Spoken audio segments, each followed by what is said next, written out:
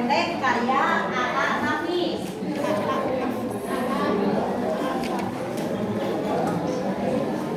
Karya sastra atau cerpen atau cerita pendek dibentuk oleh dua unsur, ya. Dua unsur pembentuk cerpen. Satu yaitu unsur intrinsik.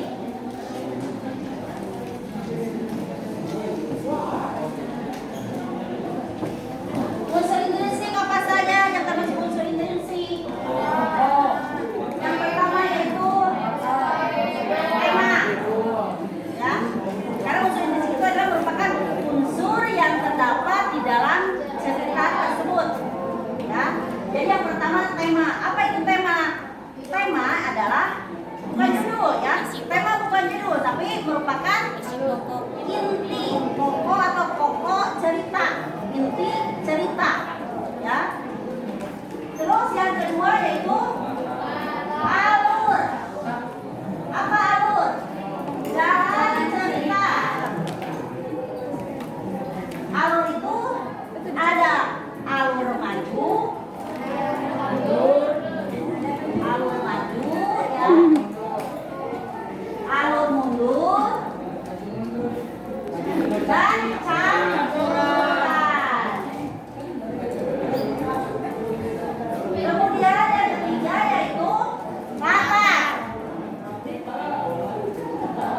Latar adalah latar tempat, latar waktu, suasana.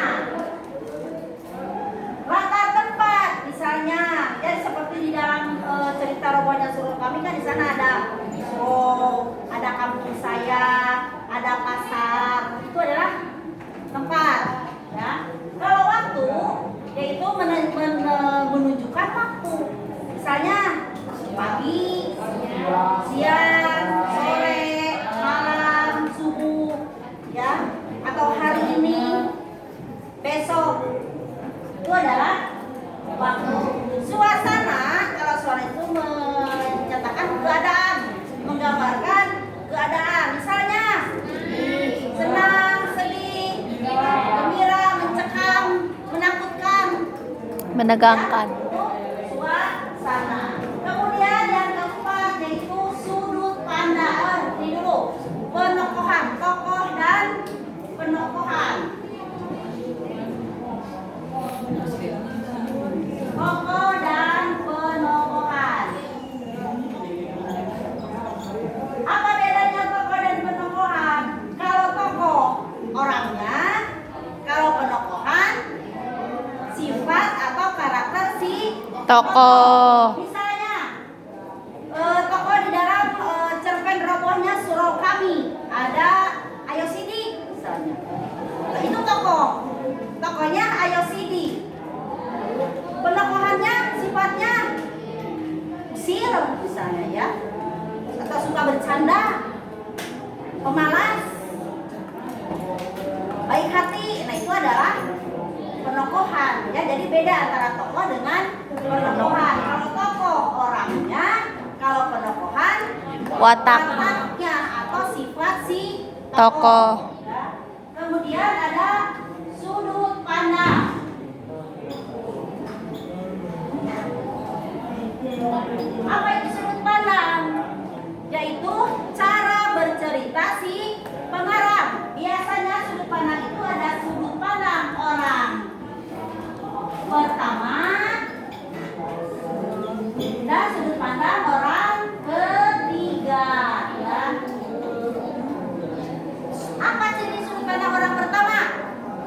Yaitu dengan menggunakan kata aku, saya. Nah, berarti di sana si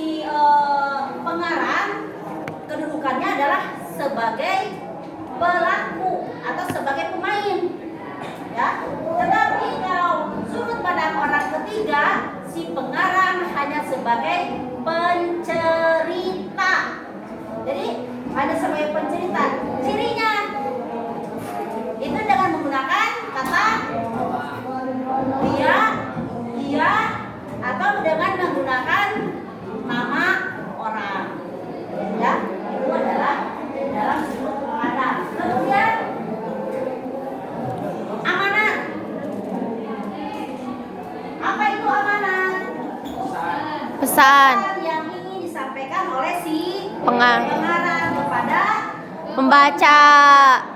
ya. Misalnya tokoh di dalam robohnya surah kami ada si Haji Saleh misalnya ya.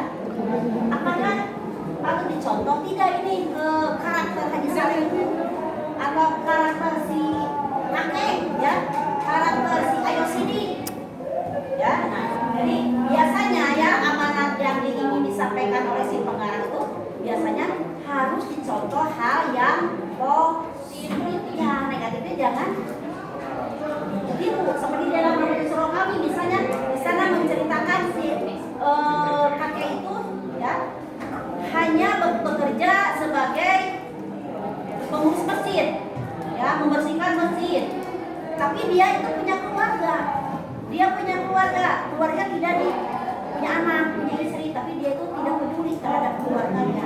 Nah dia pada saat suatu hari dia mendengar cerita Ayo Sidi ya, Ayo Sidi menceritakan seorang Haji Saleh, dia masuk neraka.